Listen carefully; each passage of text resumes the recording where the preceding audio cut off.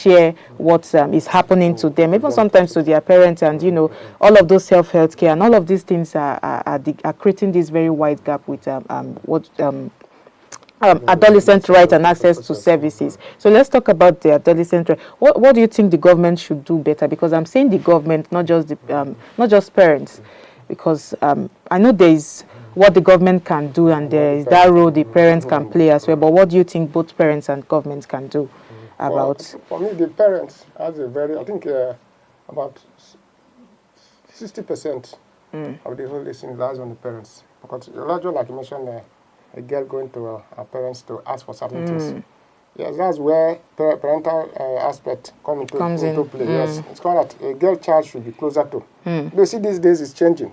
Some girl child are closer to their father than even the mother. Yes. So, but then I think it depends. Now it lies down on both parents, because the mother stays closer to the children than the father. Father might go out for work or other things. But mothers, I think the gap between children and mother is a little closer. So a girl child should be able to open up by being the closest friend to her mother, for all other both parents, either of them. But then, so that whatever you need as part of your adolescence growth, you should be able to share it with them. Then the parents, then the government aspect of it is making sure that the education aspect of training a girl child is there for them. If possible, reduce the way to bridge such gap by either reducing their in terms of education aspect, in terms of a girl's career. We make sure that the fees girls paid at certain age should be lesser than the one the male children are paying in a son. By doing that, or generally reducing the cost of education generally in this case, because education should be something that at other level, at lower level, depending on the secondary school and the impossible, even tertiary education should be affordable. But when you make these things unaffordable for parents, they call that you are putting the life of children in dilemma. The girl child believe that she can make money, even the parents they are not there for her, you understand? But then as such, you are now depriving them the economic aspect of their life, economic empowerment. Because when we don't empower, we don't allow them to finish their career in terms of education, whereby their knowledge and their scope opens are wider. It's called that you are making them to fall into traps of unconventional aspects of life. So the only thing is that making sure that the government plays their role properly when it comes to child education, even the girl child most especially. At the same time, because the boys, they can always also. But then girl child matters a lot, because a girl child more or less is a community herself. You understand? So because the chain of girl child matters, it's where government, state and federal government comes in. Open up the space, make sure that there's more budget for training a girl child aspect, giving them, because just like what we talked about the Beijing conference before, where female aspect in terms of being part of governance. Because when you have more women in governance, it's easier to create policies. That affects male child. Just for example, it's called that, for example, if you have a female senator, if they are canvassing for a particular policy where girls' issues comes in, she will be more up in the forefront, making sure that such policies are into play, so that, because she is a lady, she knows other things. But if you have where you have male-dominated house, bringing out policies, such an establishment will not work out properly, because you have more of men in that house than the women. So there should be a balance whereby you have more women in policy making, understand? So that they will try out policy that favors male child too, just like every other people in society. But the male child in this case, especially now we're talking about the issue of Women's Day. Understand? You must create an avenue, create an atmosphere for women child education to thrive in our society. Very well said, sir. I like how you have, brought the intersection of the roles of parents, in domestic setting. As they say, charity begins at home, and how you have, sort of intersected with what the roles government, or the roles rather government needs to, play in these, ensuring that we curb this serious situation, because this is something that has been happening for a very long time and is still happening. And I even want us to understand that when we talk about tackling this teenage pregnancy issue, it's not just about, going to schools to say, okay, everybody take contraceptives, take condoms, take,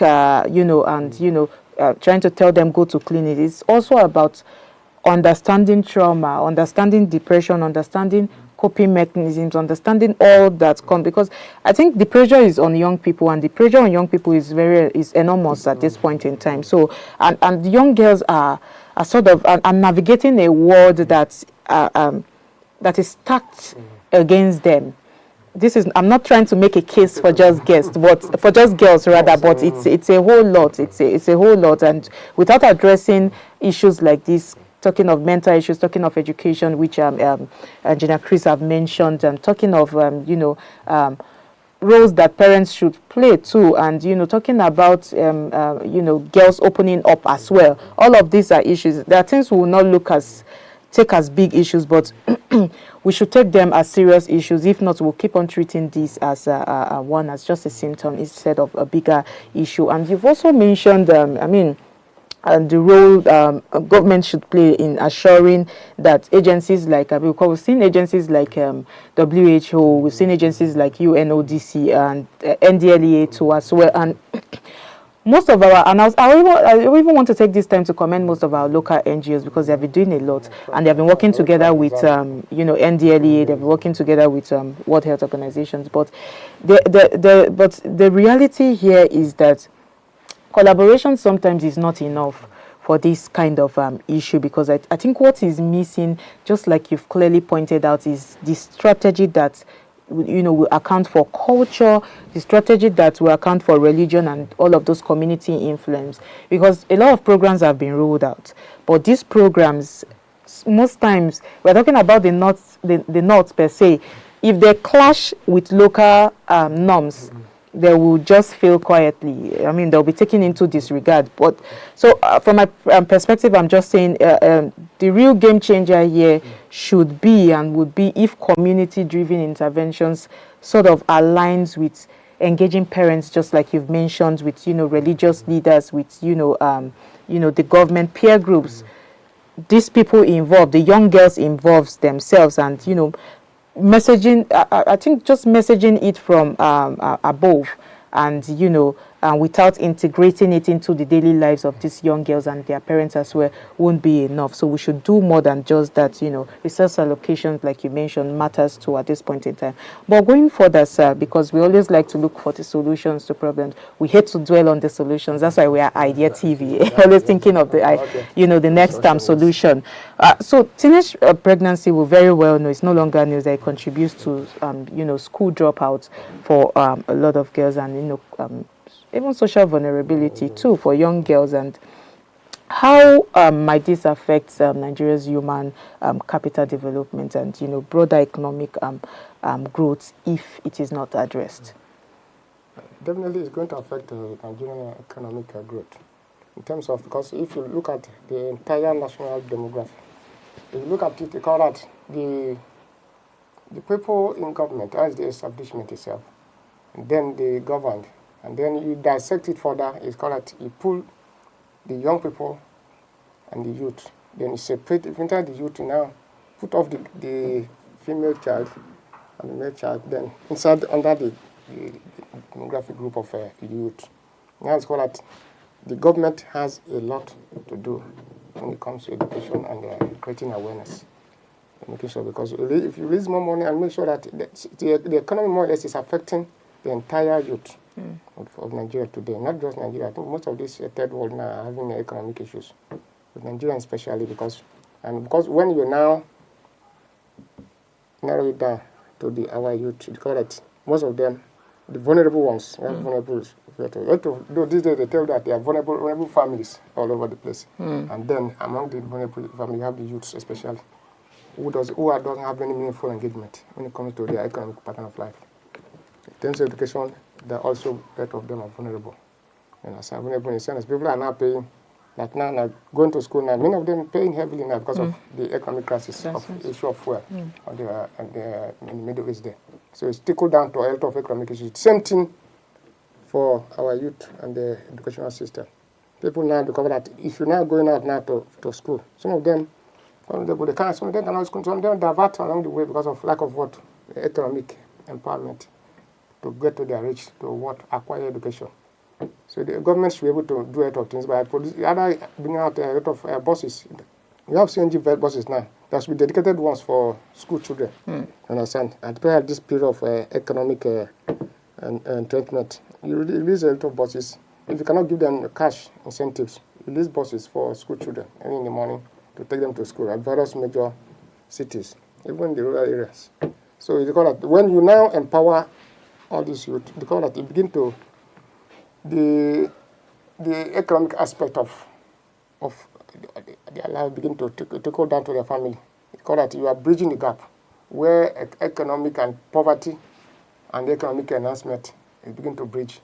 You're making sure that the parents have access for their children education, going to school and all that aspect of it. And now they become, you see, when parents doesn't have good job as to train their children, and some of the children believe that education is their right, which is a fact, education is their right. You understand? Right. And if you don't have such means empowerment to train them, because the child who believes in education, that he or she wants to be trained, will go by all means to make sure he goes good. Either to cricket means or get it, like the male child will go into robbery and the rest, while the female child will go into prostitution. So it's called that now this is where government comes in. They are doing both. Yes, that's where government comes in. Male child are going into prostitution. Because that's the only way, because they are gullible. These are the children are very gullible. So the only way government should come in is making sure that you make things easier for them. For children who wants to go to school, you give them the leverage to get to any point of education in their life without any hindrance. Very beautiful and well said. Education is a right, and I still repeat that I like how you have, brought it. All these things may seem like simple solutions, easy solutions, but I think every step counts here. Every step matters here. It's going to, create that full solution, the whole solution, a very meaningful solution we are looking for, and it starts with data. So we like that the data is out.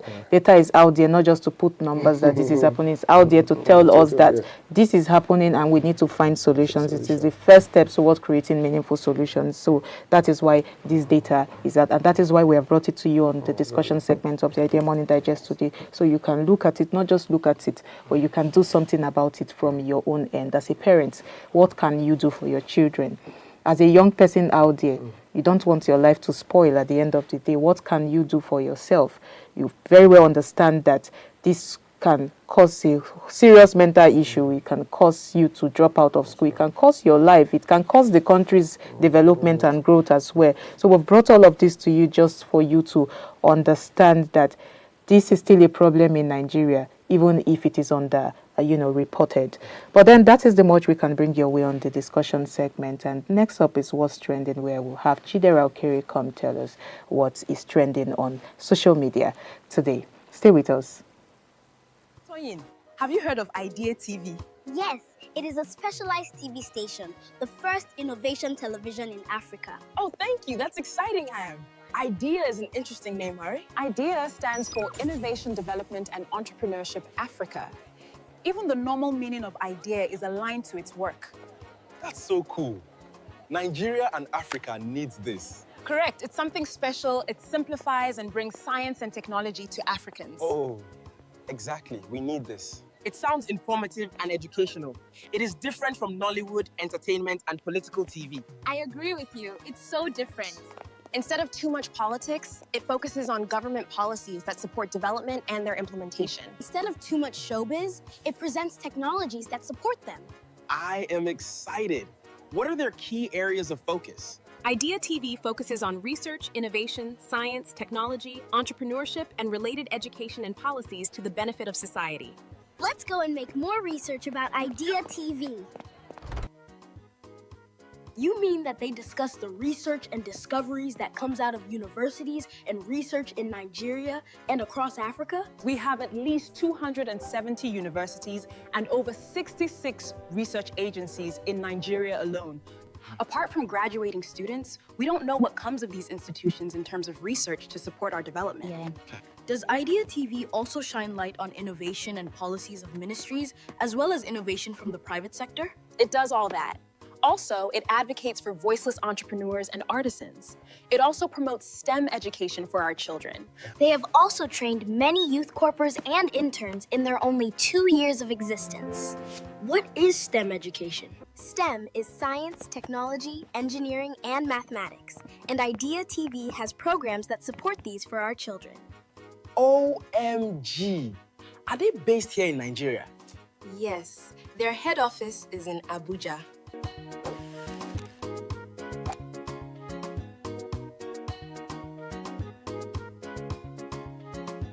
Are they on YouTube and other social media platforms, or are they only on pay TV channels? Yes, you can find IDEA TV on YouTube and other social media platforms at IDEA Television. They have Nigeria Broadcasting Commission's license and will soon be available on some pay TV channels such as DSTV, GoTV, StarTimes, or SL channels.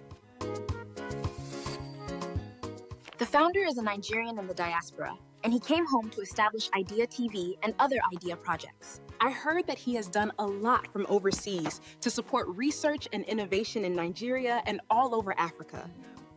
Let's share this important information and make it go viral so that people will know about it.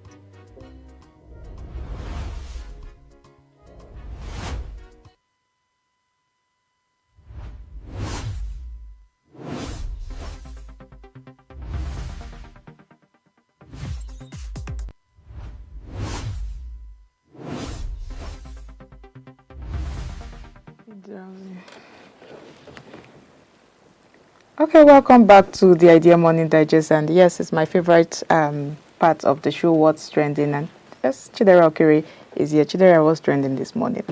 So many things. So many things. I have so many updates for you people this morning, and I'm so happy to share it with my viewers. It's good to see you.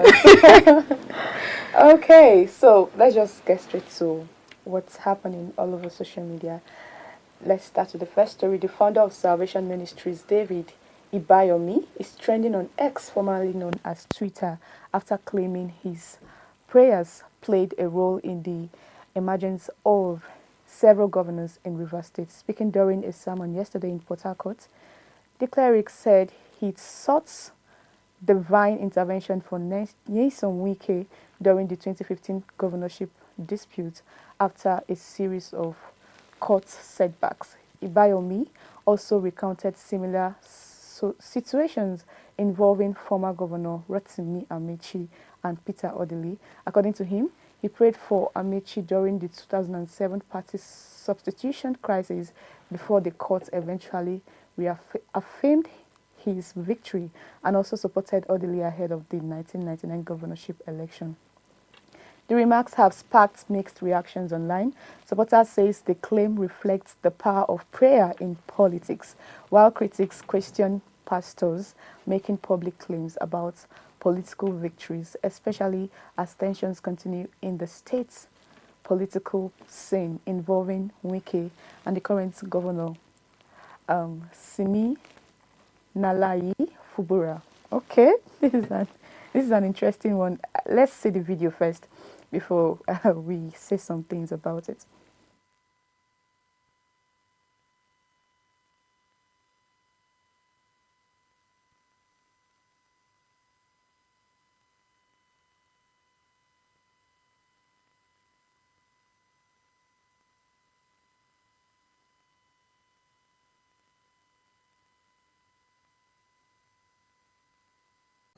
The comments he made in the church in Port Harcourt. The comments he made in the church in Port Harcourt. So, so many people are talking about it. His supporters, his members are saying that is the power of prayer. When it comes to politics, you pray, and then you pray that this person is going to win election, and then it's eventually happens. I know that is what the supporters are saying, and then trust critics, they will always come to do their own parts, and then others are saying, why will a religious leader come out and start claiming that his prayer was what intervened during the election, and so on and so forth. But now, this is the question there. Where should the line be drawn between religion and politics. I want to hear what you have to say, Ms. Cynthia. If you ask me who I go ask, who will I ask? Where should the line be drawn between politics and religion? I think it's very intriguing because it's this intersection of faith and politics. Sometimes it always sparks debate because you hear the religious fanatics or the very religious people come out and say, I mean, if you are involved in politics, you shouldn't be. If you are involved with religion, you shouldn't be involved in politics. I remember when the former Vice President Osibanjo, you know, he's kind of a pastor. Inclined with yes, religious faith. Yeah. So people were like, how can a pastor? He's a pastor. How can a pastor be involved in politics and all of those things? I've heard that debate for a long time, but me, Cynthia Basiet, I do not know where to draw the line with that debate.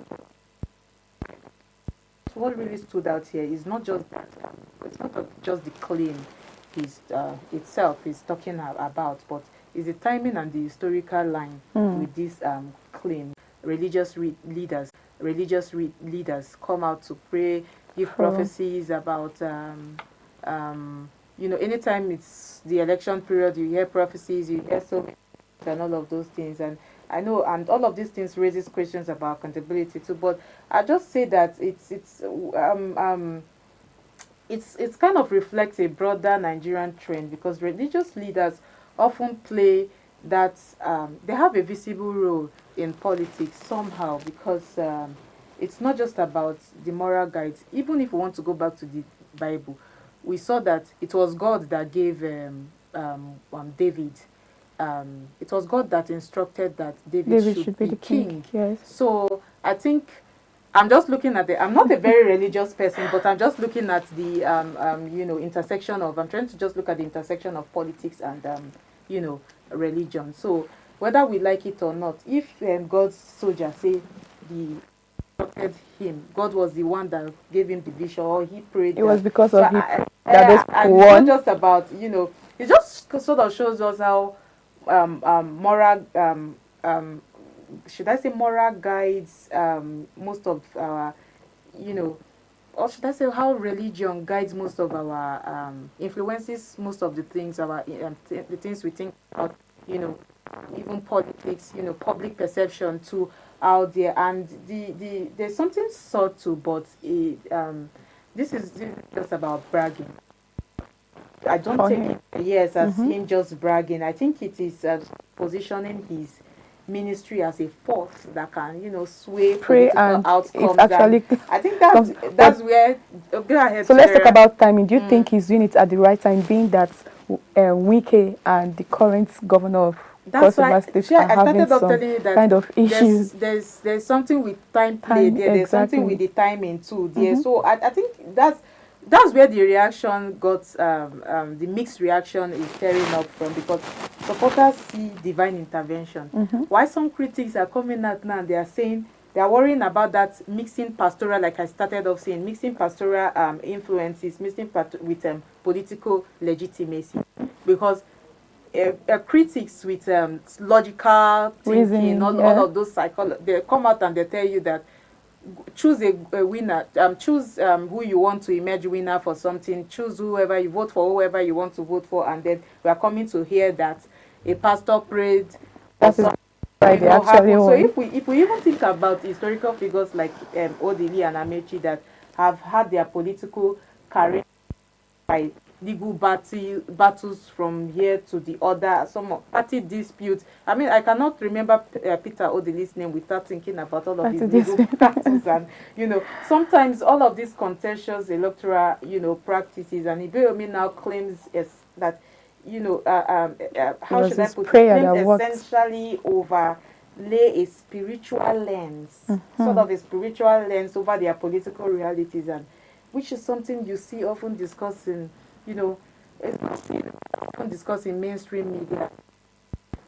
people will talk. People will talk. There must be this side and this side, whether we like it or not. Yes, exactly. People will talk. People will have their own personal opinion about have an opinion any issue. Let's now move to the next story.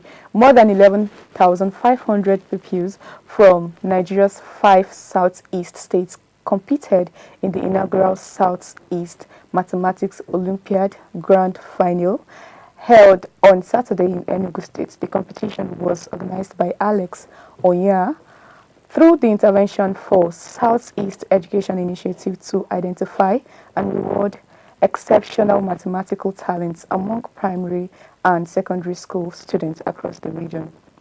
Senior category winner Don Anile Marvelous Monachinso of Diamond Special College in Imo State received 5 million naira and a $100,000 scholarship to study in Canada, while primary category champion Eje Guron Onikachi also emerged from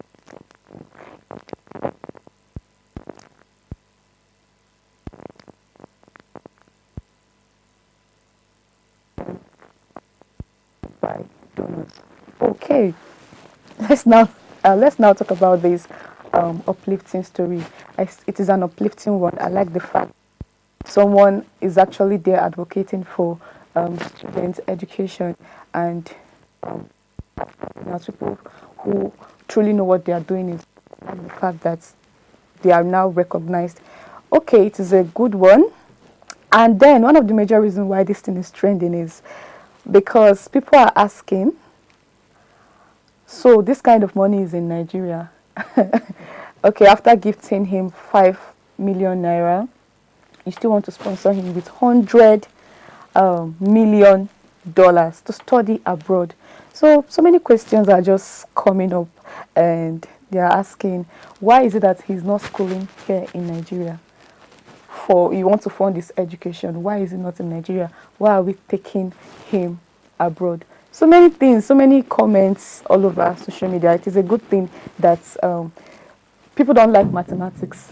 I don't like mathematics. So it is a good thing that somebody is there to say, okay, well, let us see people who are truly paying attention to these things, to science, technology, mathematics that people are running away from. And then, yes, a young champ is there and went for competition and then came out as the overall best. It is a very good one. But then you're talking about our Nigerian education system in Nigeria, how poor it is, poor infrastructure, poor equipment, teachers, poor payments to teachers and the rest of them. Okay, so if not because of what is happening in this country when it comes to education, why is it that this boy cannot finish his secondary school and schooling universities, one of the universities in Nigeria? Why are they taking him abroad? That is the debates people are asking. People are asking, do we have what it takes in this country to retain someone like this to study things about science and all of that outside the country? So we have stuff like that. What do you think about this story, really?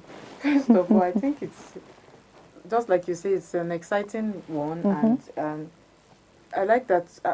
I just take what people are saying as, like I talk, and I would just take it from people's talk as a reflection, some underlying issue to Nigeria. But let us, we're still talking about the educational system in Nigeria, looking at, the remarkable prize money that has been given to, the winners of this competition, not just the winners of this including competition, the mentors, including the teachers and mentors. So it should be a reflective one on that aspect, that, okay, this is another way of, bridging the educational gap we've seen for a long time, building our educational system. So I think the scale of the ambition here is very, very interesting to me, because talking about the scale, we are seeing across 5 states. It shows serious investment in intellectual capital, because intellectual, capacity. I'm very on that. So when I say that money is being invested on intellectual capacity, I am very, because what many might miss is that this is signaling a form of talent retention. They went out, not mistake, okay, is it that the 100 million. he has learned? So how sure?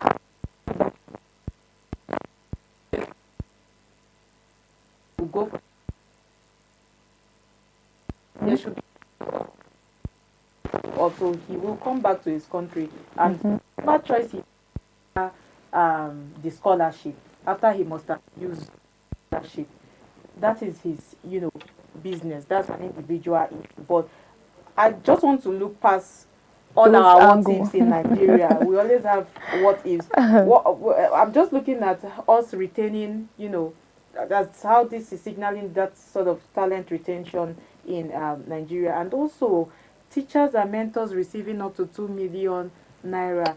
It is not just a gesture. It sort of acknowledges the ecosystem that nurtures these talents we are talking about. Okay. And it's very important that we boost the morale of students, teachers. boost the morale of teachers too as well. We always complain about what do they call it, paying them salary and whatnot, but other forms of boosting teachers' morale can come in, and this is it. Because most of the time our conversations about education focuses just on infrastructure, focuses on just on the what do they call it, the policies. But what this competition has done is that it has brought our attention to human capital, which is the teachers, parents who are shaping the future of these young people, who are shaping the future of this problem solver. Because when you start out, it's not just the child. You have a skill, you may have a potential, but it is one thing to have a skill, and it is another thing to have to build that skill, build that potential and still nurture it. So kudos to these people who are nurturing, teachers and parents who are nurturing these young problem solvers. And this could also even have a long-term ripple. I'm just talking about ripple effect today. Effect, because a child win this scholarship abroad, going to what you were saying, and the child returns from abroad. Me, I'm looking at the positive aspect of this. There leave Nigerians at their worst. That child comes back now and become a game changer in STEM, bringing innovative ideas. The development is local. Okay. Whether we like it or not, the development is homegrown, because that scholarship was given to him from Nigeria. And what this scholarship means for you to go and learn more, there's no harm in partnership. There's no harm in going abroad. Learn what we do not have and come back and develop locally. So I'll just say this kind of signals hope for me. Mary is not here, but she likes to talk about hope. Yeah, but it kind of signals hope for me, and also for Nigeria's innovation pipeline. I think this is very good, and just need to sustain the efforts. We should be looking more. That's why. Do we have what it takes? Those are should be. Do we have what one step to retain talent? Go there. What we do not have, they learn it. Come back home. Come back. Exactly. Come back home. And retain the talent. And sustain the talent. Sustained attention is in Nigeria. Moving on to the next story now. A campaign jingle from the 1993 presidential bid of Moshood Kashimawo Olawale Abiola has resurfaced online today, drawing widespread attention across social media. The upbeat pidgin English song, originally used during the Hope 93 campaign, list everyday struggle.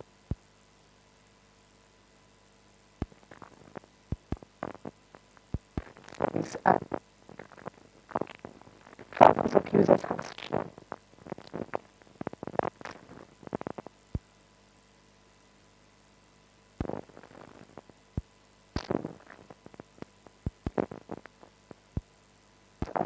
Country faces inflation above 30%, youth unemployment estimated at over 40%, and persistent electricity shortages. The jingle dates back to 1990.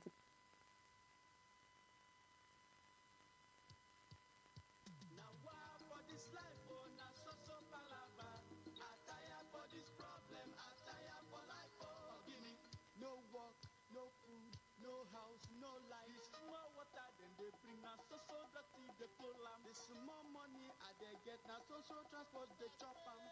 School low, na headache, hospital no work, I tire for life oh. My brother, waiting you they think oh. My sister, help don't come. SDP, MKO, Kinibe, action. MKO, Kinibe, SDP, progress. Abiola na the hope, SDP na the party to solve our problem and better our life oh. MKO, MKO, MKO, action. Abiola, Abiola, Abiola, progress. Now him be the hope for better tomorrow.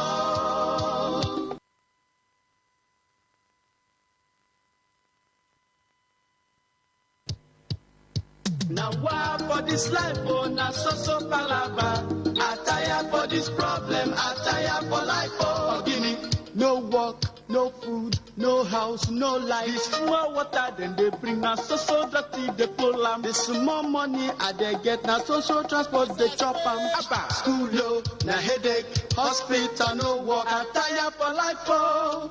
My brother, waiting you they think, oh. My sister, help don't come. SDP, MKO, Kinibe, action. MKO, Kinibe, SDP, progress. Abiola na the hope, SDP na the party to solve our problem and better our. Okay, so we now see that things that happened, a song that was played since 1993. They haven't given birth to me then. Has come back again and is trending all over social media. Well, people are reflecting on it. People are saying, people are comparing what is happening then in 1993 and what is happening now. Is there an improvement? What has happened so far? All the problems that was listed, lack of employment, unhealthy water, youth unemployment, so many things, food prices and all of that, they are comparing it from that time to for 3 decades now. Yeah. That is for like 30 years, and then that thing has come back to play. Yes, and Nigerians are now reflecting on it. I think it is. I don't know. I don't even know the language to use for this story. But then, what can we do? We are just there. We are getting used to every situation we see in this country, be it security, situations, unemployment, and the rest of them. We are just adapting. And I don't know, since you have to say this, the thing is tiring because I'm affected as well. Even if I want to start with saying, because I have this thing for nostalgic, things for nostalgia, for old things. I was enjoying watching I enjoyed rather watching the jingle. I mean, just through my mind, I've never seen that jingle. Wasn't one thing, but I just feel like this. First of all, it's not about nostalgia. The real thing about the jingle is not just about nostalgia. Nigeria is trying to, I think it's almost a diagnostic mirror of today's Nigeria, because Nigeria is trying to assess and evaluate and see what has changed, just like what you asked, what has changed now. This is 32 years now since when that jingle was aired, and I'm even looking at it, first of all, if I even go for that, I'm even looking at it from the point of that's a campaign video, and see what campaign videos are like then. And campaign videos these days is all like flashy and whatnot, not showing the reality of the people. Exactly. I mean, and the song was talking about unemployment. The song was talking about unhealthy water system, poor, housing, unsafe water for people, and all of these things. If we look at them, they're still resonate because the structural issues in Nigeria still remains largely unresolved if we look at them, and nothing has really changed. Nigeria, there's this time there where I think something was trending like Nigeria how far? Nigeria how far? I think we still have to, how long are we going to ask that question with Nigeria how far? What's practically interesting is, the emotional weight that jingle carries. Yeah, exactly. It's very catchy. Even after the person loses the election. The election, it's very it was brought to us on a lighter tone, but it marks a very serious indictment of decades of long, what do they call it, governance. How governance has been where we are at this point in time, even with governance. How, you know, all of our structure as a whole in Nigeria, you know, governance failure in Nigeria, that is what that jingle is showing us. And the jingle is also, if we look at it very well, is a reminder of the potential of political messaging. Exactly. Very important, like I said before. Check campaign videos these days and what we are seeing. It's about buying expensive buses, expensive car. City exactly. boys versus these boys. Movement. I'm not trying to throw shit, but back then, I'm just trying to say, campaign was all. If we look at Abiola's campaign, you know, it's liberate culture and how should I put it, relatability. You can resonate with it. And today, similar approaches are mostly superficial online campaigns. You know, sharing food. I was talking to somebody the other day, and he said if they share food to him too, if they share rice and whatever to him, he's going to collect. I mean, that's the reality of Nigeria. That's what Nigeria is left with. Exactly. Whatever comes, we just roll with it like that. And so it's just, that song is asking lots of questions. Exactly. Like you said, Chidera. Have we progressed, or have we just changed the beats? We have just changed how we are doing things these days. You know, I think the insight here is, from my unpopular opinion, this isn't just about history repeating itself.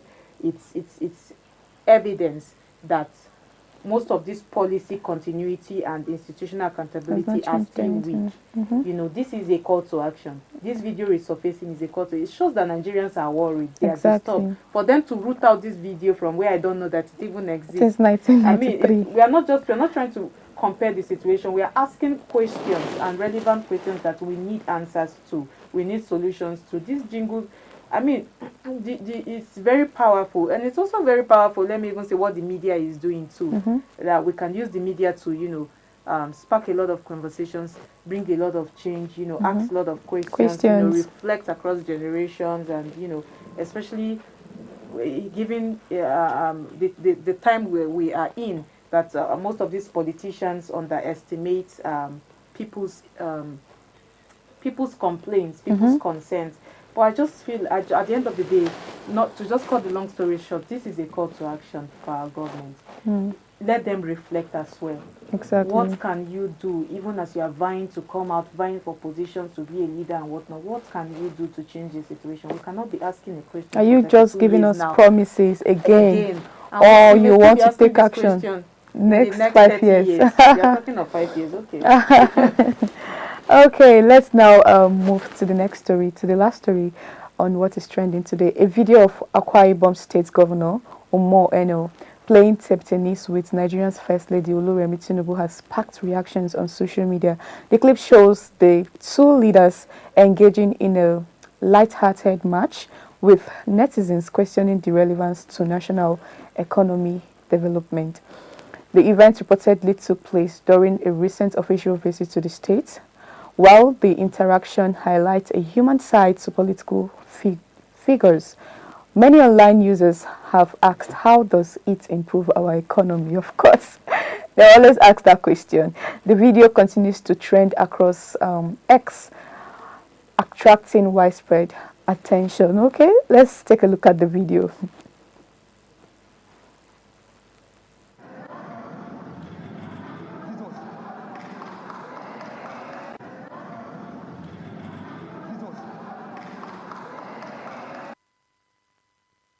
Okay, see our active First Lady returning that table tennis as though she has been in the game for a very long time. Okay, so this is what is happening now on X. People are judging this case the other way around. I just see two people having fun, two people showing that they are not fighting themselves because they are into politics, and the rest of them. I just see people having fun, but then, of course, everywhere is hot. Things are happening in this country. And then people are asking, what are you people doing? Is this what we should face right now? Is this what we should be discussing about? Is this what we should watch right now? Everything just boils down to timing. I think they should just know when, I don't know, maybe the public thinks these people should know when to play. These people should know when to celebrate. In the country now. They are looking for the calm amidst the storm. Exactly. Exactly. So, political leaders are humans too. So, I think they should have time for themselves. They should have free time to, have fun and the rest of them. But then, because of the timing too, because of what is happening in this country, people are hot. People are depressed. People are going through a lot. So they are asking, does this change anything? Does this improve our economy situation? Does this reduce insecurity in Nigeria? And so on and so forth. But Miss Cynthia, over to you. What do you think? I mean, it's just about perception management, like you said, but people are angry, people are hungry, people are not happy, people are still happy. Exactly. There are people who are still happy. There are people who are still jubilating, people are still celebrating, people are still winning some certain things. So, like you said, that is just a simple how many minutes or how many hours enjoyment break to just it's like just take a break out of the whole pressure, the dragging, and all of these things. We think even as Nigerians the pressure is not heavy on them. I mean, to whom much is given, much is expected. Exactly. So I very much believe that the pressure too is heavy on them. So but it doesn't mean that if something makes you laugh, you won't laugh. Or you just squeeze your face or you frown your face for the rest of your life. I just think that I understand that optics matters here, but sometimes the optics to take the stage over the economics, and it takes the stage over us being human. You know, what I see here is just politicians and public figures using playful interactions as a way to trying to organize themselves. What if they have had some back and forth? You know, that is it not the first lady? I know she knows how to do back those somehow in the Senate. So what if she has had back and forth with this person? I think this is just a way to show relatability with themselves. That's what I'm just saying here. But I mean, it's just I just see a friendly, a first lady engaging in a friendly game during an official visit. It's not bad. It just, I know it will spark a lot of questions in Nigeria. I know we are going through a lot of things. How does this improve the economy? So just to play table tennis now needs to bring question about how we need to improve the economy. I mean, you all play and no, all work and no play. Makes so let them play it more so that they can calm their head and then go back to how they can re-strategize and think of what to do with the economy, you know, for us. So I think that's just it. But we've said a whole lot about, you know, what's trending today. We have a lot of, today I say there's a lot of what's trending, and really there is a lot of what's trending, but this is the much we can bring your way this morning. If you have opinions, thoughts, ideas you want to share with us about what we've discussed today, from across the headlines to the discussion segment and here on what's trending, send it to us. The comment section is there for you. Like I always tell you that we want to hear from you, and we do not just want to hear from you, we love to hear from you. So send them to all our social media handles at Idea Television on X, Twitter, Instagram, LinkedIn. Which one have I not called? Okay. YouTube. You can even watch the replay of this episode and other episodes of Idea Morning Digest on Idea TV on YouTube, and also on the free-to-air Linex. And yes, Idea Research Institute of Interest is out. Is there for you to download free. Absolutely free. Yes, free. It's free for you to download. And like I told you the last time, if you do not if you do not enjoy reading that much, we have videos on our YouTube for you to watch and get a hold of it. See the research institutions that are changing the game in Nigeria, that are bringing impactful solutions to Africa. Yes, we spotlighted some institutions. We spotlighted the NNPC, the Nigerian Natural Medicine Agency, and some others in Kenya and in Morocco.